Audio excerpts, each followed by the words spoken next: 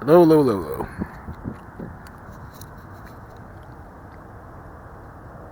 Oh, those bagel chips are good. We're back in the Onyx Void on the tubes once again. And it's Thursday, January 15th. Still in the beginning of the year. And it's been wild. Today has been wild for me. I am definitely grateful that I got home without being squished like a pancake. Because I know for a fact I shouldn't be taking my motorcycle onto the freeway on rush hour traffic, but I do it still.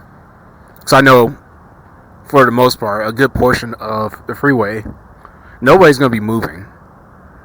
And I, on a motorcycle, can just jump into the HOV lane. The only sad part about jumping into the HOV lane is that you gotta move with the traffic, you gotta move fast enough.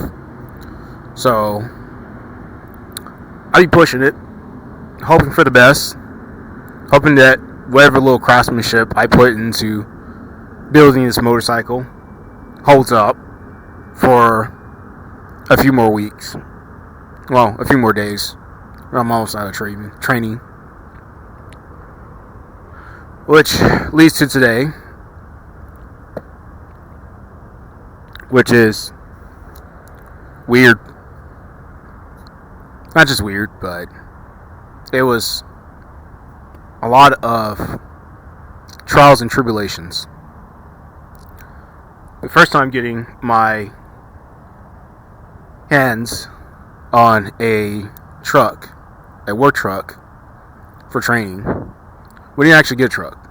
In fact, we swapped with a guy who had been waiting his 3 months, his 90 days or whatever, to finally get his truck. And he pulled everything out of this weird little crossover SUV hatchback thing. They say it's an SUV, I say it's a piece of junk. A piece of modern junk. That's the crossover, I guess. And you sit low, but at least the seat sits low on the ground.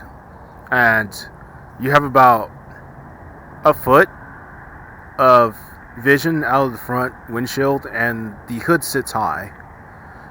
And I noticed that most of the vehicles like that, whether it be the truck or the SUVs, are just like that. That's like just modern cars in general. The hood line has gotten raised so much, but yet they call these cars safer.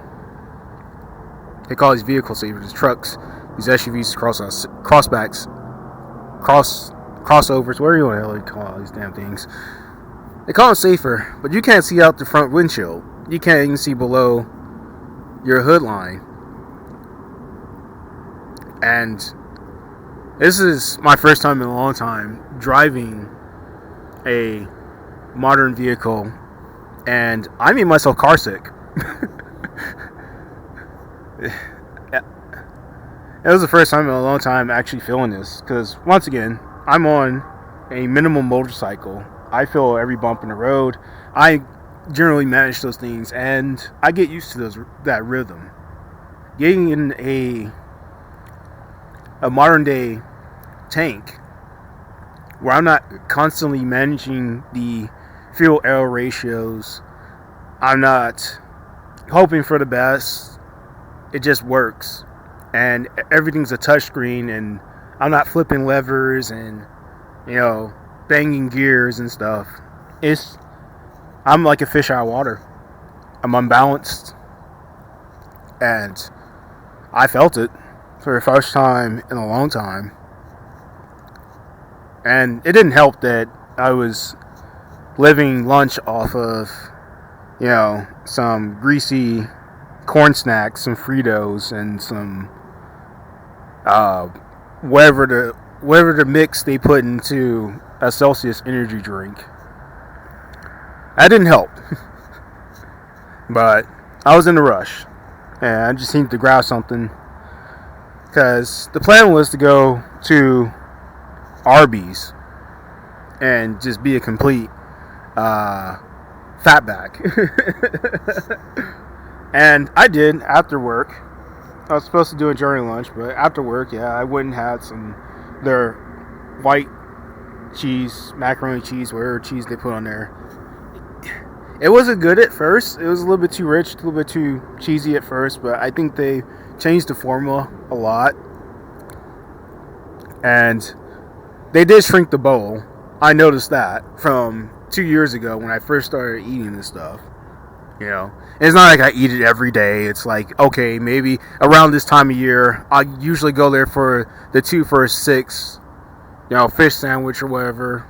And they don't even have that anymore. It's more like $5 for a fish sandwich, which is going to keep me out of Arby's a whole lot more. I'm going to stay away from that. Because I could go there. I do have the money for it. I just don't feel the need to spend that kind of money for just a fish sandwich. For a fish sandwich that was 2 for $6 last year. Not the same fish sandwich. It's actually a pretty good fish sandwich. In fact, if I had to put Arby's fish sandwich against Rowley's fish sandwich, Jack in the Box fish sandwich, I'm trying to think, Burger King's fish sandwich, and McDonald's fish sandwich, Arby's would be top tier. It'd be top tier if I had to choose between the fast food chains fish sandwich. Arby's would be up there. Very, very high up there. Followed by, followed by Rowley's fish sandwich, although it's more of a grease burger than anything, but double patty fish sandwich, I guess you could get that at McDonald's. I would say that actually McDonald's double fish fillet is actually better than Rowley's. I know, everybody would say you shouldn't be eating a McDonald's fish sandwich. It's disgusting. But I say because of the fact they take a lot of the grease out of it, a lot of the oil out of it, it's like steamed instead, that puts it on another tier. That puts it higher than Rowley's or Jack in the Box, which still oils their fish sandwiches and don't serve them year round, by the way. And the lowest of the low. Okay, so it was Arby's, McDonald's fish sandwich, double fish sandwich, Rowley's grease burger, Jack in the Box, which is another grease burger, and I think they had a double as well. And the lowest of the low is Burger King. Now, Burger King's fish sandwich is mostly breading, and yeah, they serve it year round, but I would not recommend that to anybody who has any kind of taste buds. Now, there are some places outside of these franchises that have fish sandwiches. For the general audience, I'm not going to reference those because people most likely are not going to be able to taste those around at least in the United States. But I would say Arby's has the best fish sandwich, but not for $5. I don't know what the fish sandwich is going to be for every other place. Rowley's has been kind of consistent with going up $1, but Rowley's is definitely top tier fish sandwich, especially the King's Hawaiian fish sandwich, which that's the one I had this year. Definitely still top tier. Patty's still not a grease burger, but for $6, maybe if it was for $4, maybe just for the sandwich, maybe it was like that $4 range, $4.39 something, $4.99. Be pushing it, maybe, but for $5.19, then like $6 after tax, I don't know if I could do just one burger for that, one fish sandwich. But the fish sandwiches, oh my god, yeah, it's totally gonna go home, go to Rowley's or Arby's, and be a complete fatback, and I did, and I enjoyed my day on that. And like I said, once I got back on my motorcycle, once I got back in the car, really, and, put some air on me, some cold air on me, some AC, because the weather is changing, it's getting a little bit hotter in the afternoon again. I felt great. A few minutes later, I felt great. You drive great. And once I got on my motorcycle, it just completely disappeared. Because, I was back into my natural rhythm. But even before all this, we go back. There's something fishy going on with this place. And it starts with their trucks. Because we were supposed to pick up some work trucks so we can all have, a literal field day. A day out in the field where we go and we actually dissect real targets, real utilities and facilities. And when we got there, one truck wasn't even in the lot. It wasn't stolen. It was just somewhere else. The other one I got, its horn didn't work, and the reason it was in the lot was because somebody or something pulled the vacuum lines off the emissions equipment, which is weird. And the other one was just fine. So it's either hit or miss with these things. But the even crazier part is when we got back, everybody had left us. They just disappeared, and it was just weird. Weird day. Got car sick. Get home. And this is going to be the topic of the video. I needed laundry detergent. I just wanted some laundry detergent. So, where's the best place to go get some laundry detergent? That's right, the dollar store. Now, I've already decided that I will never go into another Dollar General in my general area ever again, because they treat me like a criminal. And they literally will stand in the door and wait for me to pay for my products that I got in my hand. And they would stand there until I paid, and then they'll let me pass. Like, they're guarding the doors these days. Like, I'm some kind of criminal, when I've shown nothing for the past year of paying with cash most of the time. 98% of the time, I have that on me because I actually work for a living. And I don't spend my money recklessly. And I'm not an EBT warrior. I'm not an EBT warrior. You don't have to treat me like a criminal. I didn't get cut off. I actually have money. Cash. I actually have cash. I don't say money. I actually have currency to pay for the things I want. So this happened at the Dollar General, and I didn't appreciate that. And I have not been back to the Dollar General in, the first time I haven't been to one Dollar General in 3 years, because they once again was treating me like a criminal. They said, leave your backpack at the door. I left it there and forgot to pick it up, and I lost all my stuff because it was just this policy they have. And I get why they have it. People do be stealing, and people of brown color do be stealing, but people of the vanillas of colors be stealing. It's not just a brown color thing. This is not a brown people thing. This is a EBT bandits, EBT warrior thing. And that includes all races, all colors, all creeds. But there's 3 years for the first Dollar General. I decided not to go down. I went to the one that was slightly a bit farther, maybe another block farther, but in a different direction. They built these things all over the town. So I've been going to that one for about a year, and they pulled this crap where they stand at the door and give me a death stare. Literally walking from the back of the building to the front of the building at the door. And what's up? And I refuse to be treated like that. But today, I just wanted some detergent, some soap, so I could wash my clothes, get ready for work tomorrow. And sure enough, this Indian guy saw that I was moving a little bit too fast because it never fails. I get into the store. There's a bunch of people. There's nobody in the store. There's maybe like other people in the store that are going to purchase things. I get in the store. I go grab my stuff. I forget something. I get to the counter. I forget something. I run back. And I go get something. And I come back to the line. And there's 5 people in line ahead of me when there was nobody. It never fails. So I did it as quickly as possible.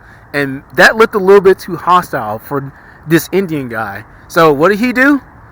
He went and stood in the middle of the door and blocked me until I paid for my things. Even though I've been coming to this wasn't a Dollar General, this was a family, the Family Dollar. There's Dollar General, Dollar Tree, and Family Dollar. I think it was the Family Dollar. What is this place called? It's the other one. You know the other one. The Family Dollar, I think is what it's called. And I refuse to be treated like a criminal because I'm on the brown side of things. I would rather pay full price at Safeway, where people still there, but they don't come chase me out the store. They don't come chase me and block the entrance of the store. At least not yet. I would rather pay full price there than to have somebody literally stare at me like I'm a criminal because they think I'm not going to pay for my things. Like I said, once again, I understand there are people that steal stuff. But the people that work there literally know my face. I've been wearing the same sweater for the past 5 months. They waved at me when I walked in the store. They know what I look like. They know I pay money, cash. So weird. I would rather take 2 trips on a bus to Walmart and pay full price at this point. Because I'm just done with this. In fact, you know what? When I get my first check, you know what the first thing I'm going to do? I'm going to go to Sprouts. I'm going to go to Sprouts because I know the people that are stealing can't afford to go there. I know they're not going to treat me like, well, it's Sprouts. It's Sprouts. I'm brown. It's Sprouts. I don't really belong there. They're going to treat me like a criminal, but I'm going to push that to the side and hope that me showing that I actually pay money, cash, will sway them into, changing their outlook on who I am. I'm not a thief. I'm not a criminal. I'm not trying to steal anything. But if I continue to be treated like a criminal, then a criminal is what people will get. What these corporations will get. These companies will get. And that's been my day. Hopefully tomorrow it's a little bit better. And you guys can let me know in the comments, how's your Friday going to look like? Have you guys been seeing the same things in your neighborhoods, at your local dollar stores? By the way, got on the bus with the guys, other people of brown color, got at the bus stop, and somebody said something that stuck in my head. They call it the dollar store, but there's not one dang thing in that store that's $1 that you can buy with $1. And you just start to ask, like, who's the real thief here? Who's the real criminal mastermind here? I think that's why they don't call them 99-cent stores. They don't call them dollar stores anymore. They have them renamed them because it would just be false advertisement at this point. I can tell you, anything in that store is not made in your best interest.